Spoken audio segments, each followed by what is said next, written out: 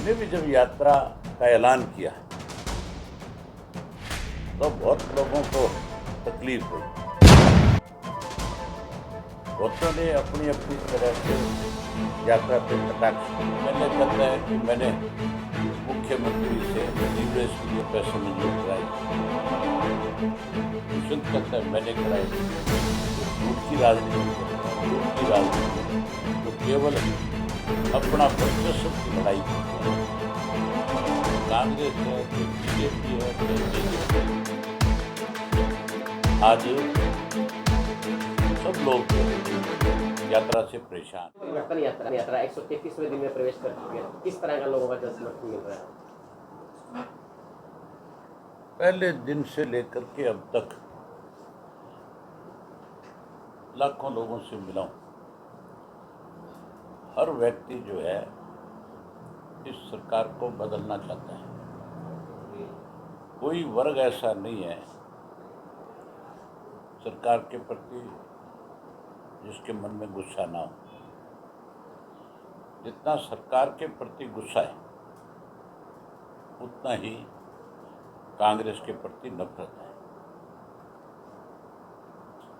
आज व्यापारी ले लो, कर्मचारी ले लो, किसान ले लो, मजदूर ले लो,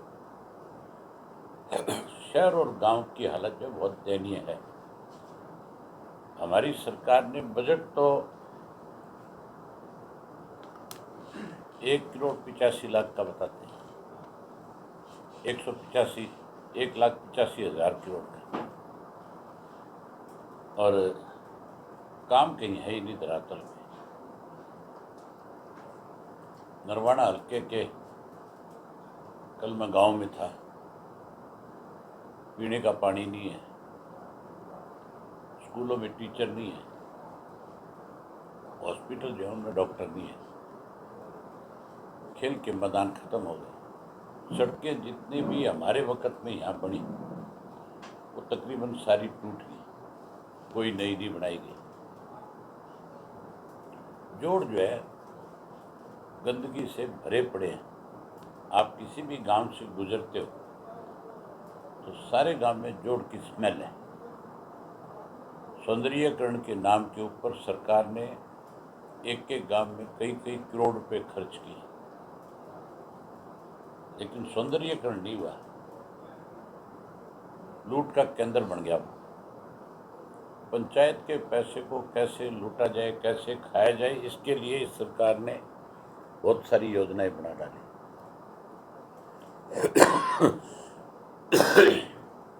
आज इसलिए सब लोग जो है परिवर्तन करना चाहते हैं। गर्मी का टाइम है और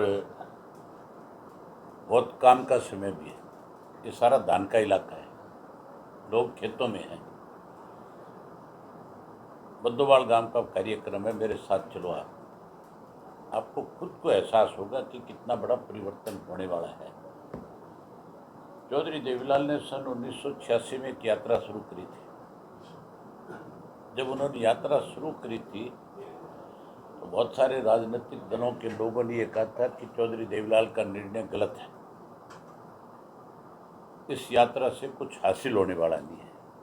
उनका मकसद कोई राज हासिल करना नहीं था, उनका मकसद था हरियाणा के लोगों के साथ न्याय हो। राजीव लोंगोवाल समझौते के खिलाफ उन्होंने वो न्याय आंदोलन शुरू किया था। हमारा मकसद भी सत्ता हासिल करना नहीं है। हरियाणा प्रदेश चौधरी देवीलाल का लगाया हुआ पौधा है, उन्होंने बनाया इसको अलग प्रदेश। अगर उस प्रदेश को कोई लूटने का काम करे, उस प्रदेश के लोगों की अनदेखी करे, उस प्रदेश के बच्चों का भविष्य कोई खराब करे, तो इंडियन नेशनल लोकदल पार्टी इस चीज़ को नहीं बर्दाश्त करेगी। इसलिए हमने ये परिवर्तन यात्रा शुरू करी है। हमने भी जब यात्रा का ऐलान किया तो बहुत लोगों को तकलीफ हुई। बहुतों ने अपनी अपनी तरह से यात्रा पे कटाक्ष किए। कुछ एक तो ये कहते थे ये 4 दिन नहीं चलेगी, ये 40 किलोमीटर नहीं चलेगी। अब उनकी जुबान बंद हो गई। कुछ ये कहते थे अपनी राजनीतिक ज़मीन तलाश रहे हैं, उनकी ज़बान बंद होगी। हम राजनीतिक ज़मीन नहीं तलाश रहे, हम उन लोगों को राजनीतिक तौर पे उनकी जो झूठ की राजनीति करते हैं, लूट की राजनीति करते हैं, जो केवल अपना वर्चस्व की लड़ाई करते हैं, उन लोगों की असलियत लोगों के सामने लेकर के आए। चाहे वो कांग्रेस है, चाहे बीजेपी है, चाहे जेजेपी है। आज सब लोग जो है यात्रा से परेशान हैं। आपने देखा होगा, किसी से भी आप बातचीत करोगे, हमारे तरफ ये कटाक्ष भी करेंगे कि लोकदल तो खत्म होगी, और फिर लोकदल का जिक्र भी सबसे ज़्यादा करेंगे। अगर हमारी पार्टी खत्म होगी तो उनको नाम नहीं लेना चाहिए, उनको जिक्र नहीं करना चाहिए। हम 87 दोहराएंगे। 1987 में चौधरी देवीलाल ने 85 सीटें जीती थी। अब की बार भी 2024 में उसी तरह के हालात होंगे। इंडियन नेशनल लोकदल पार्टी जो है बहुत बड़े बहुमत के साथ सत्ता में आएगी, सरकार बनाएगी। लोगों के साथ आज जो गलत हो रहा है, हम उन चीज़ों को नोट कर रहे हैं। मेरी एक पूरी टीम जो है उस काम को देखती है, कहाँ पे लोगों को किस किस्म की असुविधा है। हम उन सब चीज़ों को ध्यान में रख करके सरकार बनने के बाद लोगों को सुविधाएं प्रदान करेंगे। हमने जब पहले भी हमारी गवर्नमेंट थी, तब भी बहुत सारी सुविधाएं शहरों को भी गाँव को भी समान तरीके से लोगों को दी। आज की डेट में सब लोग लूटने की तरफ बढ़े हुए हैं। नरवाना तुम्हारा उदाहरण है। एमएलए कहता है कि मैंने मुख्यमंत्री से सीवरेज के लिए पैसे मंजूर कराए। दुष्यंत कहता है मैंने कराए। मंजूर कराए तो खर्च करो। खर्च इसलिए नहीं हो रहा वो पैसा कि कमीशन कौन खाएगा दोनों में से। कमीशन किसकी जेब में जाए? कमीशन की लड़ाई है, विकास की लड़ाई नहीं है। अगर मंजूर हो गया तो फिर चीफ मिनिस्टर को दोनों को दरकिनार करके खुद आकर के उसका नींव पत्थर लगा देना चाहिए, खुद उस पर काम शुरू करा देना चाहिए। मुख्यमंत्री का काम है पूरे प्रदेश में विकास कराना। मंत्री तो मुख्यमंत्री के सहयोगी होते हैं। मंत्री तो आकर के ये बता सकते हैं, एमएलए आकर के ये बता सकते हैं कि जी हमारे यहाँ ये दिक्कत है। निर्णय तो मुख्यमंत्री के हैं। ये तो सिर्फ नरवाना के लोगों के आंखों में धूल झोंकने वाली बात है। ऐसा कहते हैं साल से ज़्यादा हो गया मंजूर है, तो लैप्स ही हो गया। अगर मंजूर हो गया लगा नहीं तो इसका मतलब लैप्स हो गया। अब तो कोई नए सिरे से मंजूर अगर कभी होगा तब कोई बात बनेगी। इस नरवाना का कल्याण चौधरी ओम प्रकाश चौटाला ने किया था, और इस नरवाना की ये जो कठिनाइयां हैं ये भी अभी 2024 में आकर के दूर करेंगे। इनके बस की बात नहीं। ये तो कमीशन खोर हैं, लुटेरे हैं, बदनाम हुए लोग हैं। अब तो इतने बेशर्म हो चुके हैं कि इनको कोई कुछ कहता रहे, इनके कोई असर नहीं होता। बीजेपी और कांग्रेस मिली हुई है। आपके सामने एक उदाहरण बता देता हूँ। सुरजेवाड़ा भी मिलेगा कभी ना कभी आपको, दीपेंद्र भी आता होगा कभी भूल चूक के यहाँ। उनसे ये पूछो कि तुम्हारे खिलाफ 400 पेज की एक चार्जशीट हमने दी थी बना के,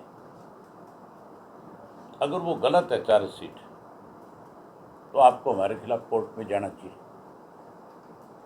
पुलिस स्टेशन में जाना चाहिए, एफआईआर लॉन्च करानी चाहिए। भी हमारी पार्टी को हमें बदनाम करने के लिए इंडियन नेशनल लोकदल पार्टी ने 400 पेज की चार्जशीट दी।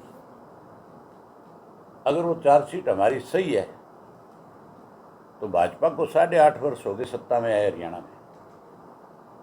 बीजेपी को जा करके पूछो आपकी इसकी इंक्वायरी क्यों नहीं कराई? अगर उन्होंने 10 साल में प्रदेश को लूटा है। हमने बताया है कि कहाँ कहाँ प्रदेश को कमज़ोर किया है, कहाँ कहाँ प्रदेश के सरकारी खजाने का दुरुपयोग हुआ है, क्या क्या चीज़ें किन किन लोगों ने कांग्रेस के राज के अंदर लूट करके बनाई है। फिर उसकी इंक्वायरी होनी चाहिए कि नहीं होनी चाहिए। बीजेपी इंक्वायरी नहीं करा रही तो इसका मतलब बीजेपी और कांग्रेस मिली हुई है। दोनों का ये फैसला है कि तुमने 10 साल लूट लिया, हमारे भी 10 साल छूट आएगी, हम भी लूट लें। आने वाले समय में हम एक दूसरे के खिलाफ कार्रवाई ना करें, लेकिन जब हमारी सरकार बनेगी हम उस 400 पेज की चार्जशीट के ऊपर भी इंक्वायरी करेंगे और इन्होंने जो लूट मचाई है उसकी जैसे जैसे शिकायतें मिलेगी इनके खिलाफ भी सख्त कार्रवाई करेंगे। इनेलो सत्ता में आती है तो मतलब जनता के लिए क्या क्या किया जाएगा? आपको ये तो एहसास हो गया कि इनेलो आएगी, जनता हो गया ना ये एहसास। उसको तो बधाई है उसके लिए, तो आपको तो क्योंकि सभी जगह नारा दिया जाता है, अब नहीं सकते हैं, अब नहीं सकते हैं। इनेलो के आने के बाद 25 तारीख को चौटाला साहब कुछ घोषणाएं करेंगे। उसमें 3 घोषणाएं हमारी पहले से तय है। एक तो वृद्धा पेंशन जो है, जिन लोगों की कट गई, ये चौधरी देवीलाल का दिया हुआ सम्मान था, और जिन लोगों की वृद्धा पेंशन कट गई हम उनको ब्याज के समान पेंशन देंगे। उसके साथ 7500 रुपया बुढ़ापा पेंशन करेंगे, क्योंकि महंगाई बहुत बढ़ गई। आज 2-2,500 3,000 से किसी का काम नहीं चल सकता, इसलिए हम पेंशन बढ़ाएंगे, हम मान सम्मान ज़्यादा करेंगे बुजुर्ग का। उसके अलावा जो पढ़े लिखे बच्चे हैं,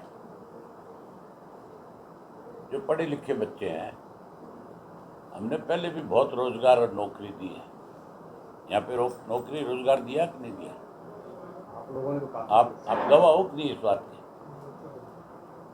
केवल नरवाना में नहीं, पूरे हरियाणा प्रदेश के अंदर जो पढ़ा लिखा बच्चा था, जो जिस योग्य था, हमने उसकी योग्यता के अनुसार उसको नौकरी दी। एक भी आदमी आज भी, हमारा राज गए तो 18.5 साल हो गए, एक भी आदमी आज भी हमारे ऊपर ये आरोप नहीं लगा सकता कि किसी एक को भी नौकरी में एक नया पैसा भी देना पड़ा। सब योग्यता के अनुसार लगे। आने वाले समय में हमारा एक फैसला है कि हर घर से एक पढ़े लिखे को, चाहे बेटी पढ़ी लिखी है चाहे बेटा पढ़ा लिखा है, हम उसको रोजगार और नौकरी देने का काम करेंगे। जो उससे छूट जाएगा, कई कारण हो जाते हैं छूटने के, उसको मायूस नहीं होने देंगे। उसको भी 21,000 रुपया बेरोजगारी भत्ता देंगे, जिनमें आपके परिवार के लोग भी शामिल होंगे। वहीं हर घर के अंदर एक गैस का सिलेंडर सरकार की तरफ से हर महीने की 1 तारीख को मुफ्त में दिया जाएगा, और 1100 रुपया अलग से हर गृहिणी के खाते में देंगे, ताकि उसकी रसोई में कोई गड़बड़ी ना हो। ये 3 चीज़ें आज हमारी घोषित हैं। 25 सितंबर को चौधरी देवीलाल जी का जन्म दिवस है, हम उसको सम्मान दिवस के रूप में मनाते हैं। मुझे लगता है कि अब की बार बहुत बड़ी संख्या में लोग आए। उस दिन और हम उससे पहले अपनी मीटिंग करके आम लोगों की जो कठिनाई है उसको कैसे कम किया जा सकता है, उस पर विचार करेंगे। इतना बड़ा बजट है प्रदेश की सरकार का, तो हमें लोगों को ज़्यादा से ज़्यादा सुविधाएं देनी चाहिए। चौधरी ओम प्रकाश चौटाला ने 21,000 करोड़ के बजट में 11,000 रुपया बेरोजगारी भत्ता दिया था। उसके साथ साथ लाखों लाखों रुपए ग्रांट के रूप में गांव में दिए थे विकास के लिए। आपके यहाँ पे जो है मिनी सेक्रेटेरिएट बनवाया था। उसके अलावा 5,000 से ज़्यादा युवाओं को नरवाणा की नौकरी और रोजगार दिया था, स्टेडियम बनवाया था, वाटर वर्क्स बनवाया था, जहाँ पार्क बनाए गए। आप मुझे बताओ, उनके बाद किसी ने कोई एक ईंट भी लगाई है? कोई लगाई है तो बता दो। बाकियों ने तो गंदगी फैलाई है। आज बहुत सारी जगह ऐसी है, मैं कल शहर में यात्रा लेकर के गया था, गंदगी के ढेर लगे हुए हैं। हमारे वक्त में साफ सुथरा शहर था, हम फिर इसको उसी तर्ज पे इसका सौंदर्यीकरण करेंगे।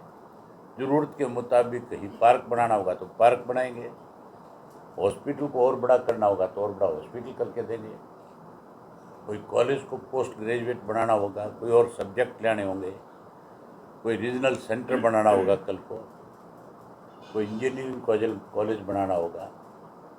जैसी ज़रूरत होगी, जैसी डिमांड होगी, उसके मुताबिक हम उसके ऊपर काम करेंगे।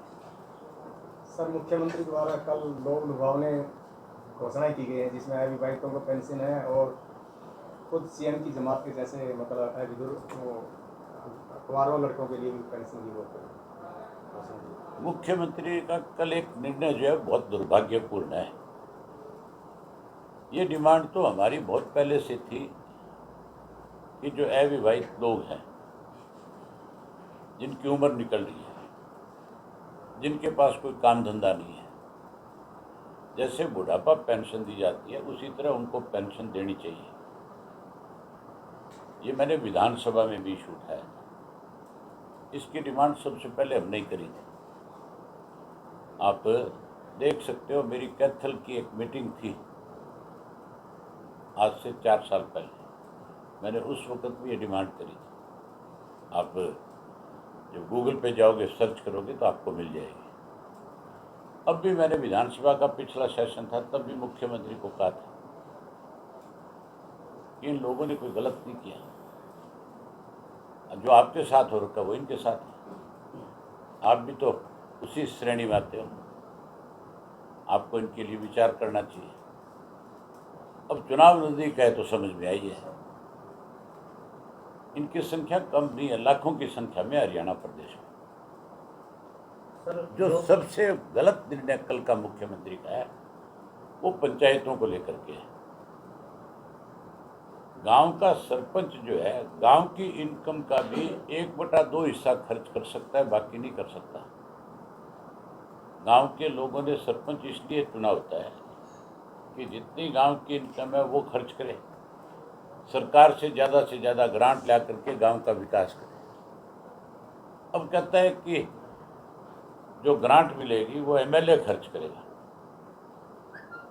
मतलब चीफ मिनिस्टर एमएलए को और सरपंचों को भी लड़ाने की योजना बना रहे हैं। कितने भाग और खतरनाक लोग हैं ये, किस तरह से लोगों को लड़ाने के लिए योजनाएं बनाते हैं। अब कल को कोई एमएलए अपनी तरफ से कहीं घोषणा कर देगा तो सरपंच को पीड़ा होगी कि नहीं होगी, पंचायत को पूरी को तकलीफ होगी। तो ये आपस में लड़ाने का एक योजनाबद्ध तरीका है। मैं मेरे विधानसभा के सरपंचों की बैठक बुला करके उनको कहूँगा कि पहली बात तो सरकार को मजबूर करेंगे इस बात के लिए कि निर्णय वापस ले। अगर नहीं वापस होगा तो मैं अपने सरपंचों को, अपनी पंचायतों को और अपनी पार्टी के लोगों से ये कहूँगा कि सरपंच के जो अख्तियार हैं, जो सरकार ने ख़त्म कर दिए, हमने उनको बरकरार रखना है। मैं तो मेरे जितने भी सरपंच उनको कहूँगा कि तुम अपनी तरफ से जितनी भी ग्रांट मिलेगी उसके लिए लिख करके ले आओ, मेरे से दस्तखत करा के ले जाओ, जहाँ मर्जी खर्च कर लो। हम सरपंचों को अपमानित नहीं होने देंगे, सरपंचों को कमज़ोर नहीं होने देंगे। पंचायतें अगर कमज़ोर हो जाएगी तो फिर गांव का विकास नहीं हो सकता। इसलिए सरपंचों को ज़्यादा अधिकार मिलना जरूरी है। पंचायत को अधिकार, ये सरपंच को थोड़ा ही है। अकेला सरपंच कोई भी निर्णय नहीं कर सकता, उसकी भी अपनी एक कैबिनेट है, उसके साथ कहीं 10 पंच है, कहीं 20 है, कहीं 30 भी है। वो सारे बैठ करके फैसला करते हैं कि हमें ये पैसा कहाँ खर्च करना है। सामूहिक गांव उसको पैसे को लगाता है। इसलिए पंचायतों को अधिकार मिलना ही चाहिए।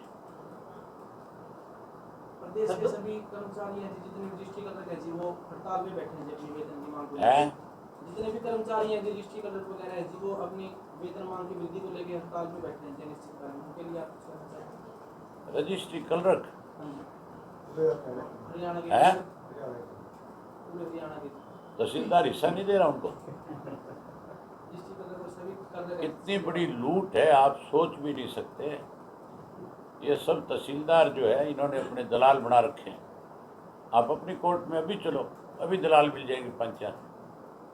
है कि नहीं है दलाल, पहले आप ये बताओ। है तो फिर तो ये क्यों नहीं कहता अब इन दलालों की दलाली खत्म करो और आम आदमी को सुविधा दो।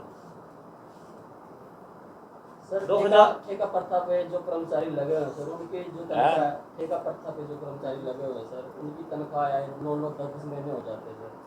आईएनडी सरकार आती है, क्या ठेका प्रथा रहेगी तो इसमें कुछ चेंजेस किए जाएंगे? सब चीज़ खत्म कर देंगे जो इनकी सरकार के द्वारा बनाई गई है, जो लोगों को परेशान करने का एक रास्ता है। चाहे कौशल रोजगार योजना है उसको खत्म करेंगे, चाहे कोई ठेका प्रथा है उसको खत्म करेंगे। 2005 के बाद परमानेंट जॉब देंगे। परमानेंट जॉब ही सॉल्यूशन है जॉब का। सर 2005 के बाद इनेलो पार्टी ने किसी के साथ गठबंधन नहीं किया, क्या 2024 में भी इनेलो पार्टी गठबंधन करेगी या फिर अकेले चुनाव लड़ेगी? आप बताओ क्या करना चाहिए। आपने देखना जी, आप हो सकती है। नहीं, आप राय तो आप ही दे रहे हो, पूछ भी आप रहे हो, दूसरे हम तो आप ही बताओ ना। अगर आप हमारे शुभ चिंतक को तो कोई अच्छी राय दे दोगे आपने देखना सर। अपने दम पे ही तो हमने देखना है, तो फिर हम जिस दिन देखेंगे उस दिन आपको बता देंगे।